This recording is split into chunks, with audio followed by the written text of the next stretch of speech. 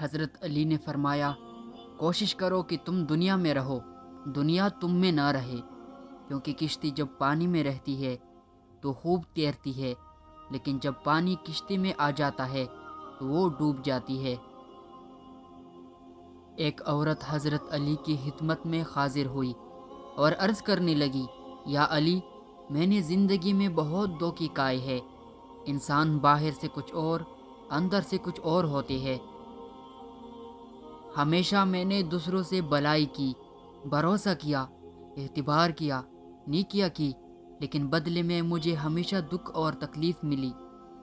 حضرت علی نے فرمایا، اے عورت، یاد رکھو، جس کے ساتھ نیکی کرو اس کی شر سے بچو، اور انسان سے کی جانے والی نیکی کا بدلہ انسان سے نہیں بلکہ انسان کے خالق اللہ پاک سے طلب کرو۔ اس عورت نے کہا، یا علی، میرا ایک سوال ہے۔ حضرت علی شیر خدا نے کہا، آج تک میرے در سے کوئی خالی خات نہیں گیا، کہو جو تم کہنا چاہتے ہو۔ تو عورت نے ہاتھوں کو جوڑ کر کہا، یا علی، کیا کوئی ایسا عمل ہے جس سے وقت سے پہلے ہمیں یہ معلوم ہو جائے کہ سامنے والا انسان ہم سے سچا پیار کرتا ہے یا نہیں؟ تو حضرت علی نے فرمایا، ہاں ہے، اللہ پاک کے علم میں کسی بھی چیز کی کوئی کمی نہیں۔ اگر تم یہ دیکھنا چاہتی ہو کہ سامنے والا انسان تم سے کتنا سچا پیار کرتا ہے تو تم 3 مرتبہ یا ودودو یا حکیمو یا کریمو یا رحمان دل میں پڑھو، اور جس سے تم پیار کرو اس کے چہرے پر دیکھو، اگر سامنے والے کا چہرہ منحوس نظر آئے تو سمجھ جانا آنے والے وقت میں وہ تمہیں بہت تکلیف اور دھوکہ دے گا، لیکن اگر سامنے والے بندے کا چہرہ مطمئن اور عام انسان جیسا ہے تو سمجھ جانا یہ انسان تم سے پیار تو نہیں کرتا لیکن دھوکہ بھی نہیں دے گا۔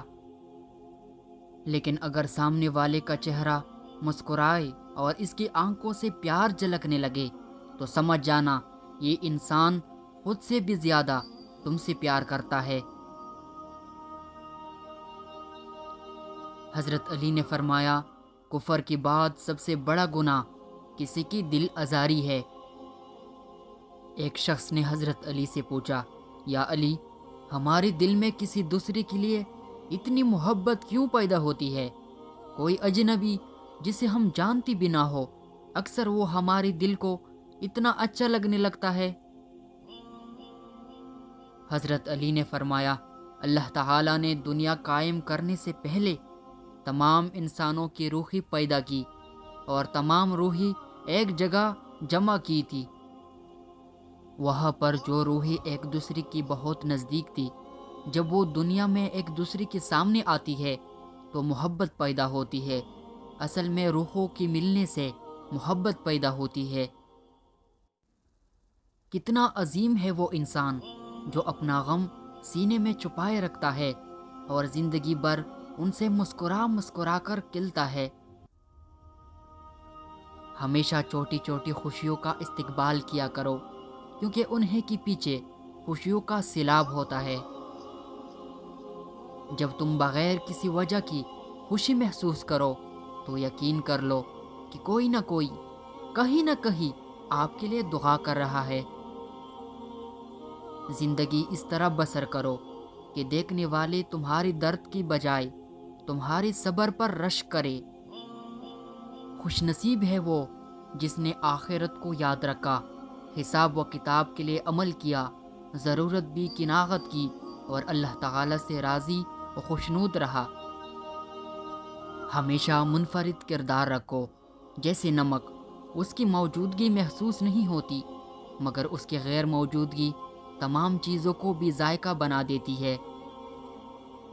اپنے وہ نہیں ہوتے جو رونے پر آتے ہیں، اپنے وہ ہوتے ہیں جو رونے ہی نہیں دیتے۔ کسی کی برا کہہ دینے سے نہ ہم بری ہو جاتے ہیں نہ اچھے۔ اپنی زبان سے ہر شخص اپنا ظرف دکھاتا ہے، دوسرے کا عکس نہیں۔ رشتوں کو مضبوط رکھنے کی 2 راز: جب آپ غلط ہو تو اپنی غلطی تسلیم کرے، جب آپ صحیح ہو تو صرف خاموشی اختیار کرے۔ خدا سے جب بھی دعا مانگو تو مقدر مانگو، عقل نہیں، کیونکہ میں نے بہت سے عقل والوں کو مقدر والوں کی در پر دیکھا ہے۔ کسی کا عیب تلاش کرنے والے کی مثال اس مکھی سی ہے جو سارا خوبصورت جسم چھوڑ کر زخم پر بیٹھتی ہے۔ جو تمہیں خوشی میں یاد آئے سمجھو تم اس سے محبت کرتے ہو، اور جو تمہیں غم میں یاد آئے تو سمجھو وہ تم سے محبت کرتا ہے۔ توبہ ایسا دروازہ ہے جو موت کی ہچکی تک کھلا رہتا ہے۔ دعا ایسا عمل ہے جو تقدیر کو ماں دے سکتی ہے۔ ضمیر ایسا ساتھی ہے جو ہمیشہ حق کی راہ دکھاتا ہے۔ لوگوں سے یاد نہ کرنے کا شکوہ مت کر، کیونکہ جو انسان اپنے رب کو بھول سکتا ہے وہ سب کو بھول سکتا ہے۔ دولت مٹی کی طرح ہے اور مٹی کو پیر کی نیچے رکھنا چاہیے۔ اگر سر پر چڑھاؤ گے تو قبر بن جائے گی، اور قبر زندہ لوگوں کے لیے نہیں ہوتی،